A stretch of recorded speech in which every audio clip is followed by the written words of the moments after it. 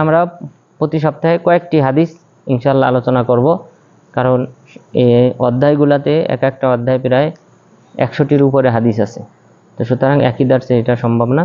সুতরাং মাত্র কয়েকটি করে হাদিস আমরা প্রতিটি দার্সে ইনশাআল্লাহ উল্লেখ করব। তো প্রথম যে হাদিস, যে রাসূল সাল্লাল্লাহু আলাইহি ওয়াসাল্লামের নাম সম্পর্কে। তো রাসূল সাল্লাল্লাহু আলাইহি ওয়াসাল্লামের নাম 5টি রয়েছে, 5টি নাম রয়েছে। তার মধ্যে মুহাম্মদ নামটি পবিত্র কোরআনে মোট 4 জায়গায় উল্লেখ হয়েছে। মুহাম্মাদুর রাসূলুল্লাহ, মুহাম্মদ সাল্লাল্লাহু আলাইহি ওয়াসাল্লাম হলেন আল্লাহ তাআলার রসুল। তো এইভাবে আল্লাহ তাআলা তার নামটা, মুহাম্মদ নামটা 4 জায়গায় উল্লেখ করেছেন। আর সহিহ বুখারীতে রাসূল সাল্লাল্লাহু আলাইহি ওয়াসাল্লাম সাহাবাদেরকে লক্ষ্য করে বলেছেন, আলা তা'জাবুন কাইফা ইয়াসরিফুল্লাহু আন্নী শাতমা কুরাইশ ওয়া লা'নাহুম, যে তোমরা কি অবাক হও না যে আল্লাহ তাআলা কিভাবে মক্কার কুরাইশরা যে আমাকে লাঞ্ছিত করতে চায়, আমার উপর যে অভিশাপ দেয়, এই অভিশাপকে এবং এই লাঞ্ছনাকে, তিরস্কারকে কিভাবে আল্লাহ তাআলা প্রতিহত করেছেন। এটা শুনে কি তোমরা আশ্চর্য হবে না? ইয়াশতিমুনা মুজাম্মামা, তারা আমাকে গালি দেয় লাঞ্ছিত করার জন্যে। ওয়ালা আনুনা মুজাম্মামা, তারা আমার উপর অভিশাপ দেয় লাঞ্ছিত করার জন্যে। কিন্তু ওয়ানা মুহাম্মদ, অথচ আমি হলাম মুহাম্মদ। অর্থাৎ নাম মুহাম্মদ মানে প্রশংসিত ব্যক্তি, যার প্রশংসা করে কে? ফেরেশতারা, আল্লাহ তাআলা, মুমিনরা। তো মুহাম্মদ প্রশংসিত ব্যক্তি। এই নামে রাসূল সাল্লাল্লাহু আলাইহি ওয়াসাল্লামের পূর্বে কোনো ব্যক্তির নামকরণ করা হয় নাই। মুহাম্মদ নামে রাসূল সাল্লাল্লাহু আলাইহি ওয়াসাল্লামের পূর্বে কোনো ব্যক্তির নামকরণ করা হয়নি। তো এটা একটা বিশেষ একটা নাম, যে আল্লাহ তাআলার পক্ষ থেকে চয়নকৃত, যে তিনি হলেন প্রশংসিত ব্যক্তি। তার প্রশংসা মুমিনগণ করেন, ফেরেশতাগণ করেন, আল্লাহ তাআলা করেন। তো সুতরাং এই নামের মাধ্যমে আল্লাহ তাআলা কুরাইশরা যতই লাঞ্ছিত করুক, তিরস্কৃত করুক, আল্লাহ তাআলা সেটাকে প্রতিহত করেছেন, তাকে সম্মানিত করেছেন, মর্যাদাশীল করেছেন। তাহলে আমরা প্রথম নাম জানলাম যে রাসূল সাল্লাল্লাহু আলাইহি ওয়াসাল্লামের প্রথম নাম হলো মুহাম্মদ। এরপর রাসূল সাল্লাল্লাহু আলাইহি ওয়াসাল্লামের দ্বিতীয়, তৃতীয়, চতুর্থ এবং পঞ্চম নাম সম্পর্কে সহিহ বুখারী এবং মুসলিমের হাদিসে উল্লেখ হয়েছে। জুবাইর বিন মুতঈম রাদিয়াল্লাহু আনহু তিনি বলেন, আমি রাসূল সাল্লাল্লাহু আলাইহি ওয়াসাল্লামকে বলতে শুনলাম, ইন্নালি আসমা, আমার অনেকগুলি নাম রয়েছে। সেই নামগুলি হলো আনা মুহাম্মদ, ওয়া আনা আহমদ, ওয়া আনাল মাহিল্লাযী ইয়ামহুল্লাহু বিল কুফর, ওয়া আনাল হাশিরুল্লাযী ইউহশারুন নাস আলা কদামাই, ওয়া আনাল আকিবুল্লাযী লাইসা বা'দাহু নবী ওয়া ক্বাদ সাম্মাহুল্লাহু রাউফার রাহিমা। এখানে জুবাইর বিন মুতঈম রাদিয়াল্লাহু আনহু বললেন, আমি রাসূল সাল্লাল্লাহু আলাইহি ওয়াসাল্লামকে বলতে শুনলাম যে আমার অনেকগুলি নাম রয়েছে। সেই নামের মধ্যে অন্যতম হলো মুহাম্মদ এবং আহমদ। আহমদ নামটি পবিত্র কোরআনে উল্লেখ হয়েছে একবার। মুবাশশিরাম বিরাসূলিন ইয়াতি মিন বা'দি ইসমুহু আহমদ। ঈসা আলাইহিস সালাম বলেছিলেন যে আমি এসেছি, আমার আগমনের অন্যতম একটা লক্ষ্য হলো আমি শুভ সংবাদ নিয়ে এসেছি, আমার পরে একজন নবী হবেন যার নাম হবে আহমদ। তো সেই নবীর শুভ সংবাদ ইনজিলে উল্লেখ ছিল, তাওরাতেও উল্লেখ ছিল। তো এই নামটি একবার উল্লেখ হয়েছে কোরআনে, আর এই হাদিসে উল্লেখ হয়েছে। তাহলে আমরা দ্বিতীয় নাম জানলাম। এরপর তৃতীয় নাম সম্পর্কে বলেছেন, ওয়ানাল মাহিল্লাযী ইয়ামহুল্লাহু বিল কুফর, আমি হলাম মাহি, যার মাধ্যমে আল্লাহ তাআলা পৃথিবী থেকে কুফরি মুছে ফেলবেন। তো দেখেন, এখন মুসলিম বিরাট একটা সংখ্যক, 200 কোটির উপরে মুসলিম, যেখানে পুরা পৃথিবীতে 750 কোটি বা 800 কোটির মতো মানুষ, সেখানে একটা বিরাট একটা সংখ্যক মানুষ এক আল্লাহয় বিশ্বাসী, যারা আল্লাহ তাআলার প্রতি ঈমান আনে। ঈমানের যে 6টি রোকন রয়েছে, ফেরেশতাদের প্রতি ঈমান আনা, নবীদের প্রতি ঈমান আনয়ন করা, এরপর আখিরাতের প্রতি, আসমানি কিতাবের প্রতি, এরপর তাকদীরের ভালো মন্দের প্রতি ঈমান আনয়ন করা, এই ঈমান আনয়ন করা, এই বিষয়গুলির প্রতি এত বিশাল একটা সংখ্যক, একটা জনগোষ্ঠী ঈমান আনয়ন করে। তো এর মাধ্যমে এই কুফরি বলা যায় পুরা পৃথিবীতেই কুফরি মুছে গেছে এবং মুসলিমদের সংখ্যা পুরা পৃথিবীতে ছড়িয়ে গেছে। তো এটাই হলো উদ্দেশ্য, যে আমার একটা নাম হলো যার মাধ্যমে আল্লাহ তাআলা কুফরি পৃথিবী থেকে মুছে ফেলবে। সুতরাং প্রত্যেক মুমিনের উচিত কাফেরদের বিরুদ্ধে মুসলিমদের প্রচেষ্টা করা, জিহাদ করা এবং কিভাবে কাফেরদেরকে ইসলামে প্রবেশ করানো যায় সেই সম্পর্কে প্রচেষ্টা করা, দাওয়াতি কাজ করা। তো এগুলি প্রত্যেক মুসলিমের দায়িত্ব, যেহেতু আল্লাহ তাআলা রাসূল সাল্লাল্লাহু আলাইহি ওয়াসাল্লামের বিশেষ একটা বৈশিষ্ট্য দিয়ে পাঠিয়েছেন যে তিনি পৃথিবী থেকে কুফরি মুছে ফেলবেন, এবং তার নামের সাথে এটা সংশ্লিষ্ট করে দেওয়া হয়েছে। এরপরে তার চতুর্থ নাম উল্লেখ করা হয়েছে, ওয়ান আল হাশিরুল্লাযী ইউহশারুন নাসু আলা কদামাই। আমি হলাম হাশির, যার হাশির মানে সমবেত করা, অর্থাৎ যার পায়ের নিচে সমস্ত মানুষের সমাগম হবে, মানুষদেরকে উঠানো হবে। এরপর এখানে কদামি এটা হলো উদ্দেশ্য। আরেকটি অর্থ আলেমগণ বলেছেন যে হাশির মানে হলো যাকে প্রথম কবর থেকে প্রথম তোলা হবে। তো কিয়ামত দিবসে রাসূল সাল্লাল্লাহু আলাইহি ওয়াসাল্লামকে কবর থেকে প্রথম উত্তোলন করা হবে, তিনিই প্রথম উঠবেন। এরপর তিনি উঠে দেখবেন যে মুসা আলাইহিস সালাম আরশের পায়া ধরে দাঁড়িয়ে আছে। তখন তিনি বলেছেন, রাসূল সাল্লাল্লাহু আলাইহি ওয়াসাল্লাম বলেছেন যে আমি জানি না যে মুসা আলাইহিস সালামকে কি আমার আগে উত্তোলন করা হয়েছে, কারণ মুসা আলাইহিস সালাম যেহেতু একবার বেহুশ হয়েছিলেন তুর পর্বতে, তো হয়তো সেটার বদলা হিসেবে আল্লাহ তাআলা তাকে আগে উঠিয়েছেন। তো যাই হোক, রাসূল সাল্লাল্লাহু আলাইহি ওয়াসাল্লাম তিনিই হবেন কিয়ামত দিবসে প্রথম যাকে কবর থেকে উত্তোলন করা হবে। এরপর পঞ্চম নাম যেটা উল্লেখ করা হয়েছে সেটা হলো ওয়ানাল আকিব, আমি হলাম আকিব, যার অর্থ হলো লাইসা বাদাহু নবী। আকিব মানে যিনি সবার শেষে এসেছেন, যার পরে আর কোনো নবী আসবে না। তো রাসূল সাল্লাল্লাহু আলাইহি ওয়াসাল্লামের এই নাম থেকে বোঝা যায় তিনি সর্বশেষ নবী, যেমন মহান রব্বুল আলামিন নিজেই উল্লেখ করেছেন, ওয়া খাতামান নাবিয়্যিন মা কানা মুহাম্মাদুন আবা আহাদিম মির রিজালিকুম ওয়ালাকিন রাসূলুল্লাহি ওয়া খাতামান নাবিয়্যিন। মুহাম্মদ সাল্লাল্লাহু আলাইহি ওয়াসাল্লাম তোমাদের কোনো পুরুষের পিতা নন, বরং তিনি হলেন সর্বশেষ নবী এবং আল্লাহ তাআলার রাসূল। তো তাহলে রাসূল সাল্লাল্লাহু আলাইহি ওয়াসাল্লাম তিনিই হবেন সর্বশেষ নবী, তারপরে আর কোনো নবী নেই।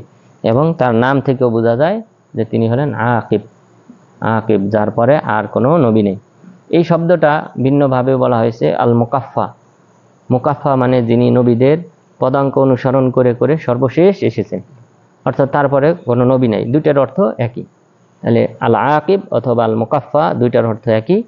এই দুইটাই রাসূল সাল্লাল্লাহু আলাইহি সাল্লামের নাম, যার অর্থ হলো তিনি সর্বশেষ নবী, তারপরে আর কোনো নবী নেই। সুতরাং যে সকল ব্যক্তিরা নবুয়ত দাবি করে, যেমন গোলাম আহমদ কাদিয়ানী এবং এর পূর্বেও যারা দাবি করেছিল মুসাইলামাতুল কাজ্জাব, এরপর আসওয়াদ আল আনাসি, তুলাইহাত ইবনে খুয়াইলিদ, সিজাহ, এই সকল ব্যক্তিরা যারা নবুয়ত দাবি করেছিল তারা মিথ্যাবাদী। রাসূল সাল্লাল্লাহু আলাইহি ওয়াসাল্লাম বলেছেন, সায়াখরুজু দাজ্জালুনা কাজ্জাবুন, সালাসুনা দাজ্জালুনা কাজ্জাবুন কুল্লুহুম ইয়াদউনা নবুওয়া, যে আমার পরে 30 জন ব্যক্তি বের হবে যারা মিথ্যুক এবং প্রত্যেকেই নবী হিসেবে নিজেকে দাবি করবে। 30 জন ব্যক্তি। তো এখানে আমরা যদি হিসাব করি 30 জনের বেশি কিন্তু নবুয়ত দাবি করেছে ইতিমধ্যে, 30 জনের বেশি ব্যক্তি নবুয়ত দাবি করেছে। তাহলে এখানে হাদিসে 30 জনের নাম কেন উল্লেখ করা হয়েছে? এটা দ্বারা উদ্দেশ্য হলো যাদের অনুসারীর সংখ্যা বেশি থাকবে এমন ব্যক্তি এমন নবুয়ত দাবিদার এর সংখ্যা হবে 30 জন। এই সংখ্যা এখনো পূর্ণ হয়নি। মুসাইলামাতুল কাজ্জাব, তার বিশাল বাহিনী ছিল, তার অনুসারী ছিল বিশাল একটা। সে রাসূল সাল্লাল্লাহু আলাইহি ওয়াসাল্লামের মৃত্যুর পূর্বে সে নবুয়ত দাবি করেছিল। সে মদিনাতে এসেছিল, রাসূল সাল্লাল্লাহু আলাইহি ওয়াসাল্লামের সাথে সাক্ষাৎ করেছিল এবং কয়েকটা প্রস্তাব দিয়েছিল। তার মধ্যে এটা একটা, যে আপনি আপনার পরে আমি নবী হব, আপনি এটা যদি মানেন তাহলে আমি আপনার সাথে আমার কওমের লোকদেরকে নিয়ে ইসলাম গ্রহণ করব। নাউজুবিল্লাহ। নবুয়ত এটা কি রাসূল সাল্লাল্লাহু আলাইহি সাল্লামের ব্যাপার যে আমি দিয়ে দিলাম আপনাকে বন্টন করে? এটা আল্লাহ তাআলার পক্ষ থেকে চয়নকৃত। মুস্তাফুনাল আখিয়ার, নবীগণ হলেন সর্বশ্রেষ্ঠ ব্যক্তি যারা হলো আল্লাহ তাআলার পক্ষ থেকে চয়নকৃত। এখানে কোনো মানুষের বা নবীর এখানে হাত নেই। তো সুতরাং মুসাইলামাতুল কাজ্জাবের এই দাবি না মানার পর সে পরবর্তীতে নবুয়ত দাবি করে। নবুয়ত দাবি করার পর আবু বকর রাদিয়াল্লাহু আনহুর যুগে আবু বকর রাদিয়াল্লাহু আনহু খালিদ বিন ওয়ালিদকে প্রেরণ করেন, তখন খালিদ বিন ওয়ালিদ তাদেরকে হত্যা করেন, মুসাইলামাতুল কাযযাব সহ তার অনুসারীদেরকে। এবং খালিদ বিন ওয়ালিদ বলেছেন যে আমি যত যুদ্ধ করেছি এই বানু হানিফের চেয়ে বেশি আমার কাছে কোনো যুদ্ধ কঠিন মনে হয়নি।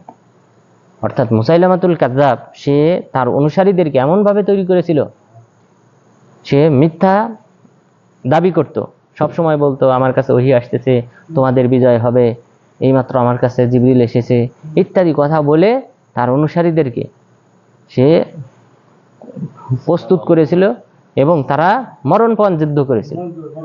খালিদ বিন ওয়ালিদ রাদিয়াল্লাহু আনহুর মতো ব্যক্তি যার ইতিহাসে পরাজয়ের কোনো ইতিহাস নেই, তিনি বলেছেন এই বানু হানিফের এই যুদ্ধটা এটা ছিল আমার জন্য বড় কঠিন যুদ্ধ। তো তারপরও সর্বশেষ হাদিকা একটা বাগানে তারা কি হয়, বাধ্য হয় প্রবেশ করতে, অর্থাৎ মুসলিমদের আক্রমণে তারা বাধ্য হয়ে একটা বাগানে প্রবেশ করে। সেখানকার দেওয়াল অতিক্রম করে কোনো এক সাহাবী নিজের জীবনকে বিলীন করে দিয়ে তিনি ওই দেওয়ালের উপর দিয়ে ঢুকে এরপরে গেট খুলে দেন, এরপরে সাহাবারা ঢুকতে সক্ষম হন, এরপর বাকিদেরকে সাহাবাগণ হত্যা করেন। এইভাবে মুসাইলামাতুল কাযযাব এবং তার অনুসারীদেরকে খতম করা হয়।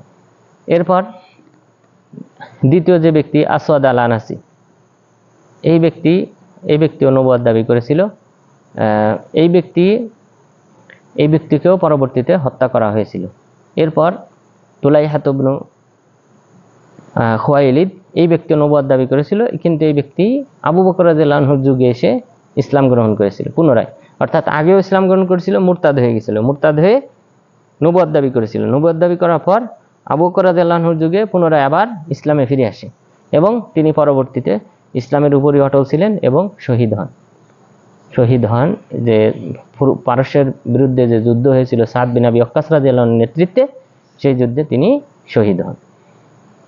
তো এরপরে সিজাহের ব্যাপারে ইখতিলাফ, এক মহিলা, তো এই মহিলা সেও নবুয়ত দাবি করেছিল এবং তারও অনেক অনুসারী ছিল, তার ব্যাপারে ইখতিলাফ হয়েছে ইতিহাসবিদদের নিকট। কেউ কেউ বলেছেন তিনি তওবা করে পুনরায় আবার ইসলামে প্রবেশ করেছিলেন। এরপর হারেস আল কাযযাব, এটা আব্দুল মালিক ইবনে মারওয়ানের যুগে প্রকাশ হয়েছিল হারেস। তো এই হারেস ব্যক্তি, সে ব্যক্তিও নবুয়ত দাবি করেছিল। তো এই ব্যক্তিও নিহত হয় মুসলিমদের হাতে, কারণ নবুয়ত কেউ যদি দাবি করে তার মানে সে কাফের, তাকে হত্যা করতে হবে, এটা হলো বিধান। যদি তওবা করে ফিরে না আসে তাহলে তাকে হত্যা করতে হবে, তো তাকেও হত্যা করা হয়েছিল। এরপর বড় অনুসারীদের মধ্যে থেকে পরবর্তীতে এই শেষ জামানায় আমাদের এই যুগে বলা যায় গোলাম আহমদ কাদিয়ানী, তার অনুসারী সংখ্যা অনেক। তো সেও এই 30 জন মিথ্যুক নবী দাবিদারদের একজন, যার ব্যাপারে রাসূল সাল্লাল্লাহু আলাইহি ওয়াসাল্লাম ভবিষ্যৎবাণী করেছেন যে কিয়ামত পর্যন্ত আমার পরে 30 জন মিথ্যাবাদী, দাজ্জাল বলা হয়েছে। তো দাজ্জাল মানে মিথ্যুক, তো মিথ্যুক নবীর আবির্ভাব ঘটবে। তো গোলাম আহমদ কাদিয়ানী তাদের একজন। এইভাবে আরো ভবিষ্যতে আরো অনেক প্রকাশ পাবে। তো তাহলে আমরা এই রাসূল সাল্লাল্লাহু আলাইহি ওয়াসাল্লামের পঞ্চম নাম থেকে জানলাম যে তিনি সর্বশেষ নবী, তারপরে আর কোনো নবী আসবে না।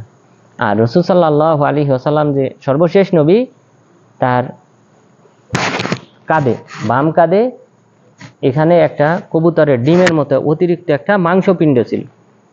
এটাই ছিল মোহর, খতমুন নবুয়ার মোহর, অর্থাৎ যিনি নবুয়াতের, যার মাধ্যমে নবুয়াত সমাপ্তি হবে, তার বাম কাঁধে একটা কবুতরের ডিমের মতো একটা খতম মোহর থাকবে।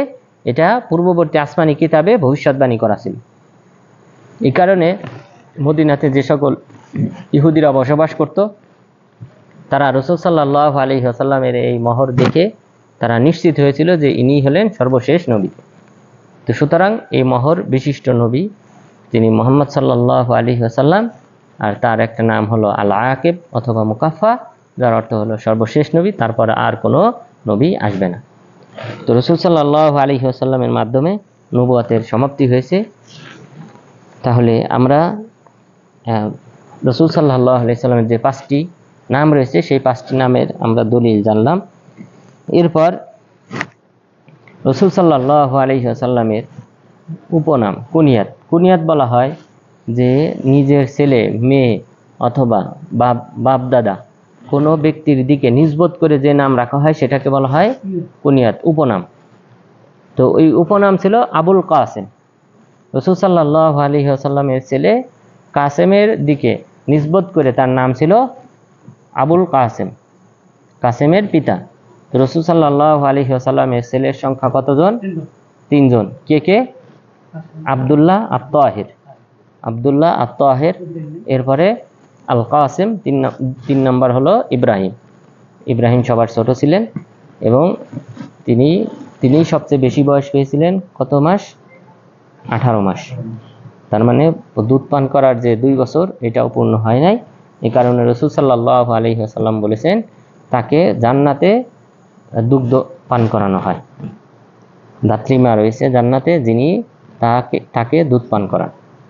তো তাহলে ইব্রাহিমের ব্যাপারে রাসূল সাল্লাল্লাহু আলাইহি ওয়াসাল্লাম বলেছিলেন লাউ কানা হাইয়ান লাকানা নাবিয়্যা, ইব্রাহিম যদি জীবিত থাকতো, বালেগ হতো, সে নবী হতো আমার পরে।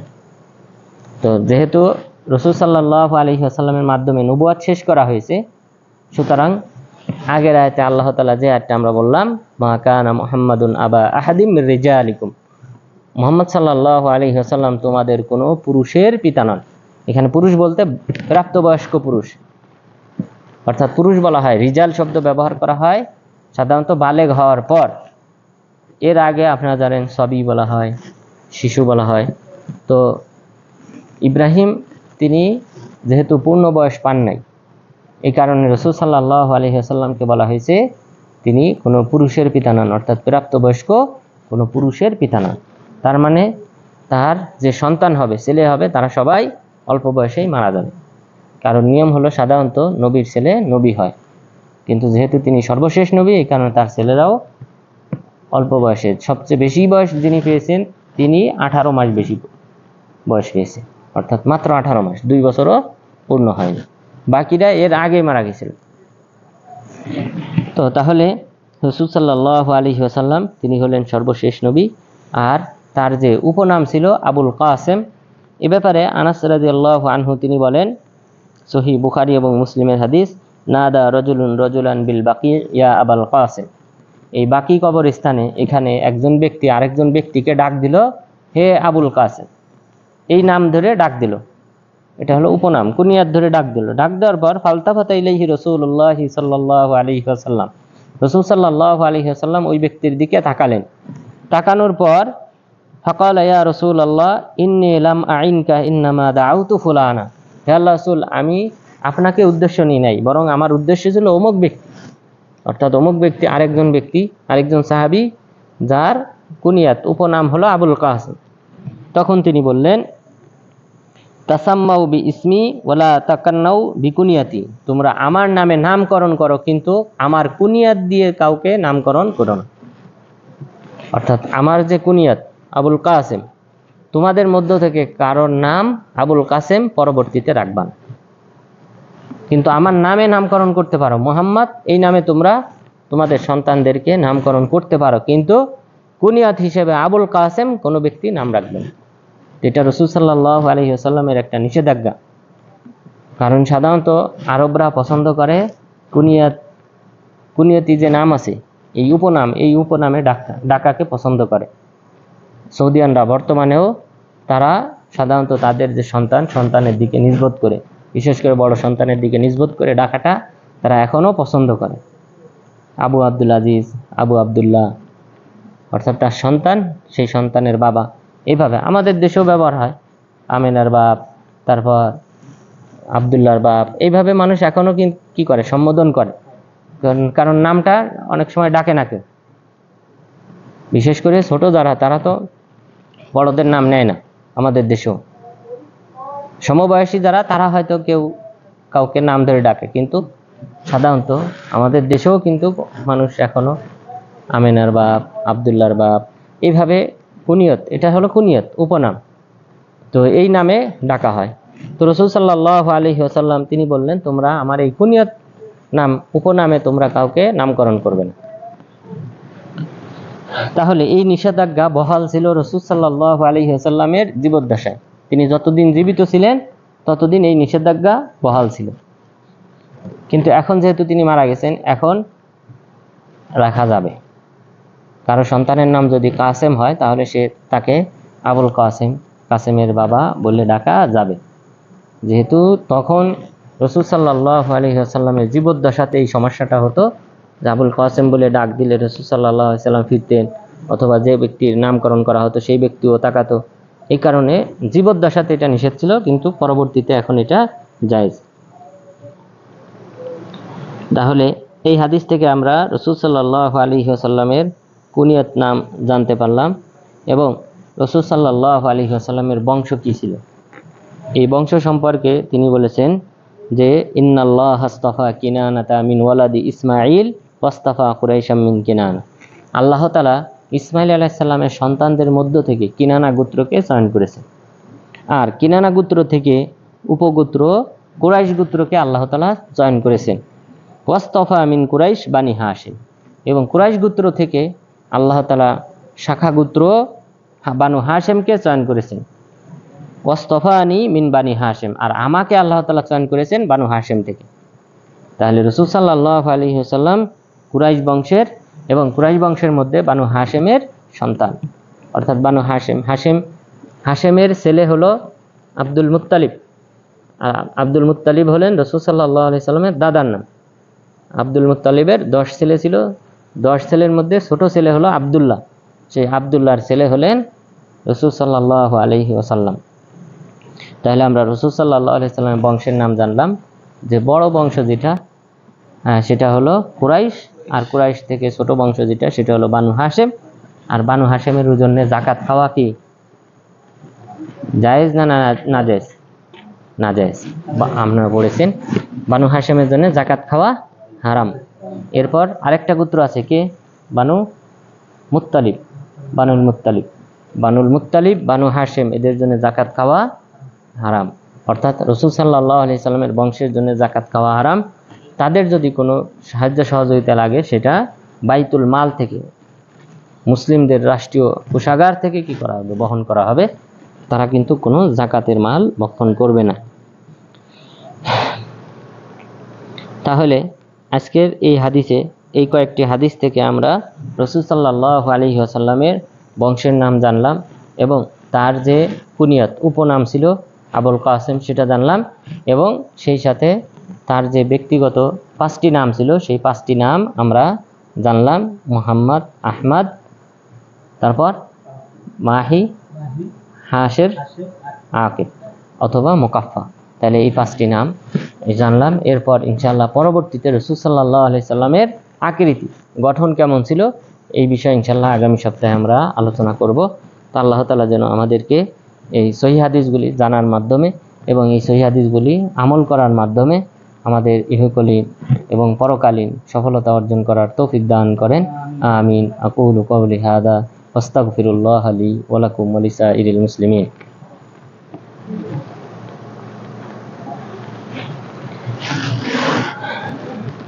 এরপর আপনাদের পরীক্ষা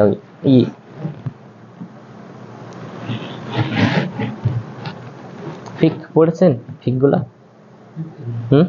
মুখস্থ হয়েছে? ফিকের বই আছে একটা? পড়ছেন? দেখি মৌখিক কয়েকটা পরীক্ষা, তারপর আগামী সপ্তাহে দেখি পুরাটা নেবে।